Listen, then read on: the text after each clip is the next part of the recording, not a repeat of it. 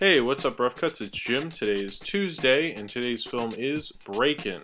A dancer named Kelly, who's a strong jazz dancer in a jazz dancing class, and she's got this creepy dance teacher who's really gross and creepy and kind of balding. She is introduced to the world of street dancing through her friend, who I forget his name, but I think she calls him Cupcake or something. There she meets Ozone and Turbo.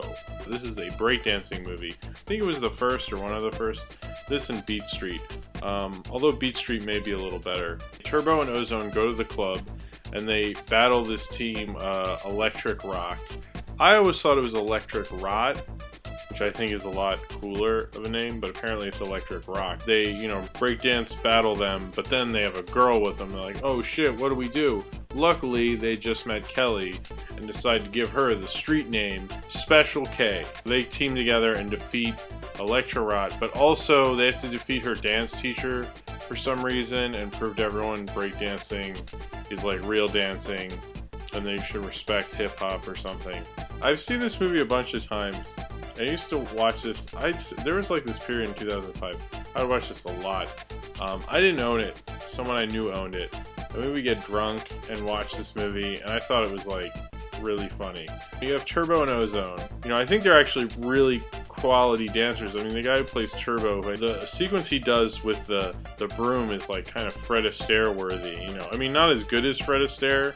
This who's as good as Fred Astaire, like no one. Everyone in this is a good dancer, and if you're seeing this for the dancing and for the nostalgia and the 80s-ness of it, and you like early hip-hop, it's a lot of fun.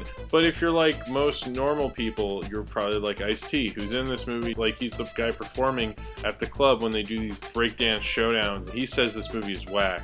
Probably because, he later made Colors, and once you make Colors, you can't really go back to Breakin, I just don't get the whole thing with Kelly, with Special K, like somehow legitimize it because she's there, like they couldn't legitimize it without her.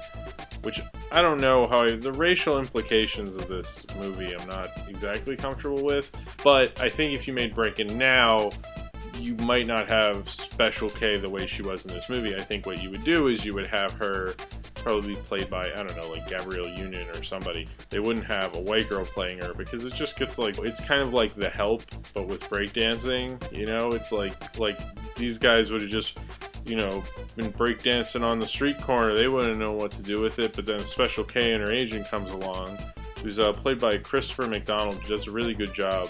He was in SLC Punk, the guy who's like, I didn't sell out, I bought in. I almost think of this movie as one movie and a half because the plot with Electro Rock gets done within the first hour.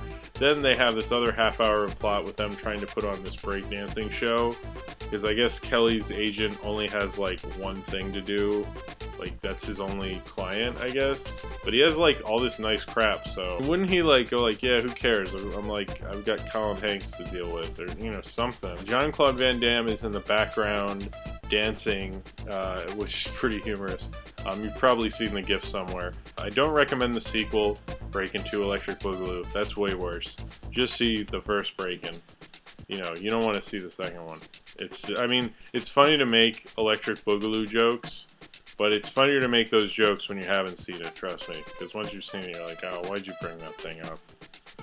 Now my day's ruined. Well, thank you very much, Rough Cuts, for letting me do yet another video, and I will be back next Tuesday. And remember to subscribe to my regular channel in the info box, as well as follow me on Twitter, Tumblr, and potentially VHX.